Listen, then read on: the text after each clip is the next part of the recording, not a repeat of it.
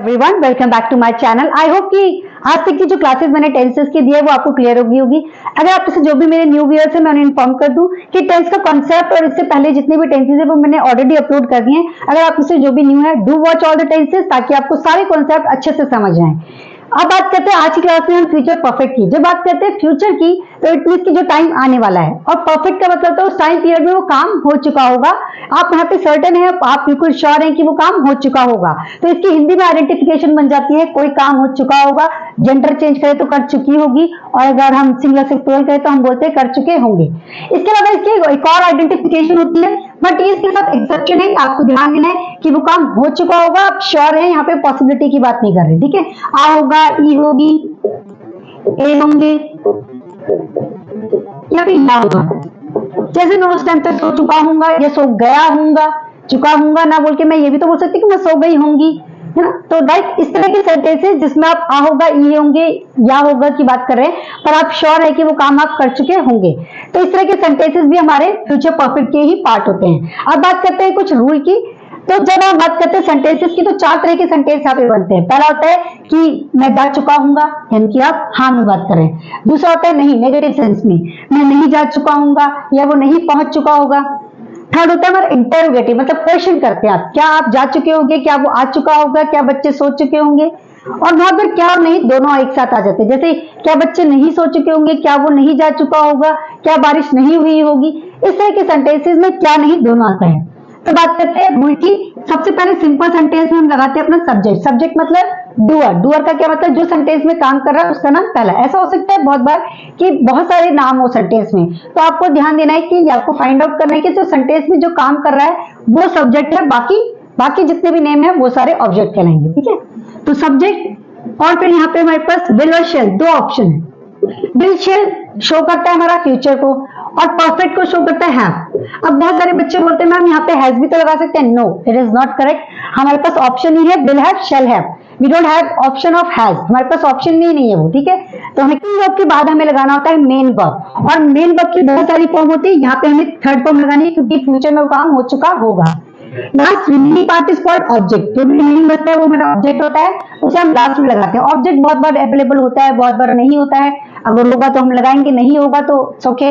और अगर दो होंगे तो हम एक के बाद दूसरा लगा देंगे। अब बात करते हैं नेगेटिव सेंटेंसेस की। जब नेगेटिव सेंटेंस बनता है तो पहले हम लगाएंगे सब्जेक्ट, फिर विल एंड शेल, और विल एंड शेल के बाद ही हमें नॉट यानी कि नेगेटिव सेंस लगाना है, और उसके बाद लगाना है हैव। बच्चे बोलते हैं मैम ये तो विल हैव और शेल हैव के बाद नॉट लगना चाहिए।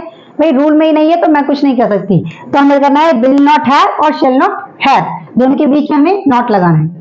वर्ब की third form, at last object. Interrogative sentence बनाते हुए हमें ध्यान देना है कि विल और शेल पहले, यानी कि इनमें से दो की यूज होगा, एक ही यूज होगा, उनमें से एक पहले लगा देंगे, फिर सब्जेक्ट, फिर हमें हमारा second helping verb that is have. Again keep in mind has option नहीं है, ओनली हैव।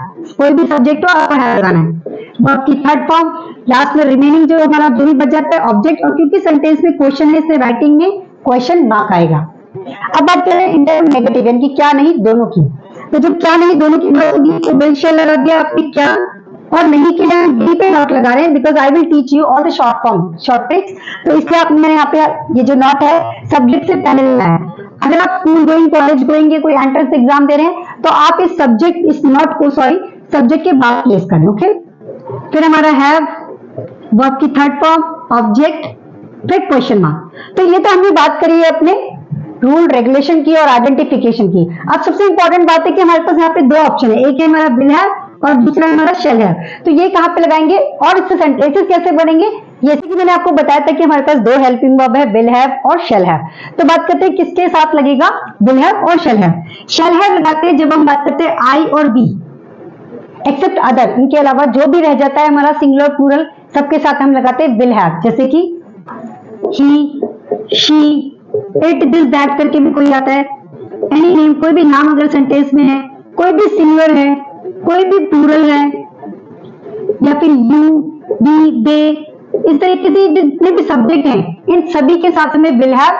तो ध्यान रखना है बस, और सिर्फ हमें आई और वी के साथ लगाना है शेल हैव। बाकी जितने भी अदर सब्जेक्ट है हमारे उनके साथ हमारा शेल हैव ही लगेगा।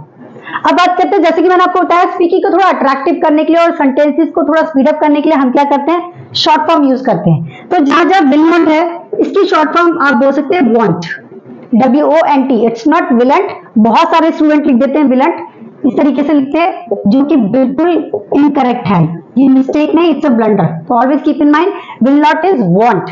और शैल नॉट की आप बोल सकते हैं शैलेंट। और शॉर्ट फॉर्म यूज करना चाहते हैं टेक्स्ट लैंग्वेज में, चैटिंग, जब आप चैटिंग करते हैं किसी से तो आप बोलते हैं शांट, शांट और shan't, whatever you want to use. तो अब हमने बात कर ली है आइडेंटिफिकेशन की, रूल रेगुलेशन की, शॉर्ट फॉर्म की और हेल्पिंग वर्ब की। सबसे इंपॉर्टेंट बात कि इससे सेंटेंस फ्रेमिंग कैसे करें वो सीखते हैं। तो मैंने यहाँ पे लिख दिया है, जैसे मैंने वह घर वापस आ चुका होगा, और जो मैंने इसकी सेकंड आइडेंटिफिकेशन बताई है उसके अकॉर्डिंग आप ऐसे भी बोल सकते हैं, वह घर वापस आ गया होगा। तो दोनों का ही मतलब है कि this is the part of future perfect. अब सबसे पहले हम फाइंड आउट करेंगे सब्जेक्ट, यानी कि सब्जेक्ट क्या है हमारा, वह, और वापस आ रहा क्या है हमारा, वर्ब। तो ये हिंदी के जो वर्ड्स होते हैं ये आपकी आइडेंटिफिकेशन ऑफ टेंस या कि आइडेंटिफिकेशन ऑफ ग्रामर बोल सकते हैं, ठीक है। और वह क्या है, दैट इज हमारा आर ऑब्जेक्ट। अब बनाते हैं सेंटेंस, सिंपल सेंटेंस। वह ही के साथ आता है विल हैव। आप चाहे तो रिटर्न बोल सकते हैं, आप चाहे तो कम बैक भी ला सकते हैं, तो मैंने यहाँ पे रिटर्न लगा दिया।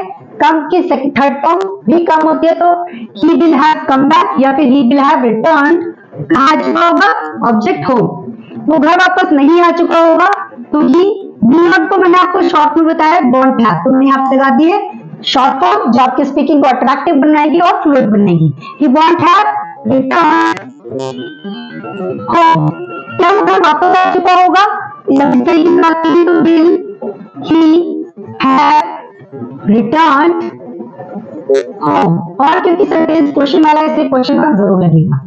जब क्या नहीं दोनों की बात हो तो want he have return home. और आप इस सेंटेंस को इस तरीके से भी बना सकते हैं, will he not have return, ठीक है। एक और एग्जांपल को और क्लियर करने के लिए, जैसे मैंने कहा मोहन मैं देख चुकी होंगी, या मैंने देख लिया होगा। मैंने दोनों आइडेंटिफिकेशन इसलिए बनाई है यहाँ पे, इसलिए दो तरह के सेंटेंस लिखी ताकि आपको दोनों की आइडेंटिफिकेशन समझ जाए। अब यहाँ पे मैंने सब्जेक्ट है और देखना क्या है वर्ब, यहाँ पे ऑब्जेक्ट मिसिंग है, जो अदर वर्ड्स है these are for the identification of tense, ठीक है।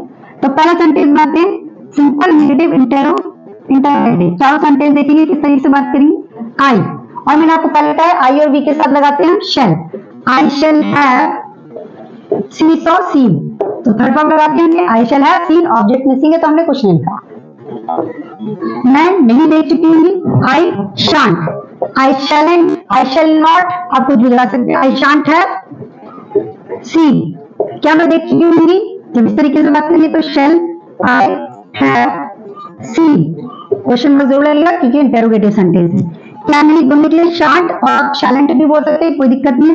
शांट आई हैव सीन, आप इस सेंटेंस को शैल आई नॉट हैव सीन भी बोल सकते हैं। तो इस तरीके से आपको याद रखना है छोटी छोटी बातों को और अपने सेंटेंसेस को बिल्कुल राइट फॉर्म में इन्हें फ्रेम करना है। आई होप कि आज की क्लास भी आपको समझ आई होगी। अगर आपको इस तरह की क्लासेस समझ आती है, पसंद आती हैं, और अगर आप मेरे न्यू व्यूअर्स हैं तो सब्सक्राइब करे बिना बिल्कुल ना जाए। और अगर आप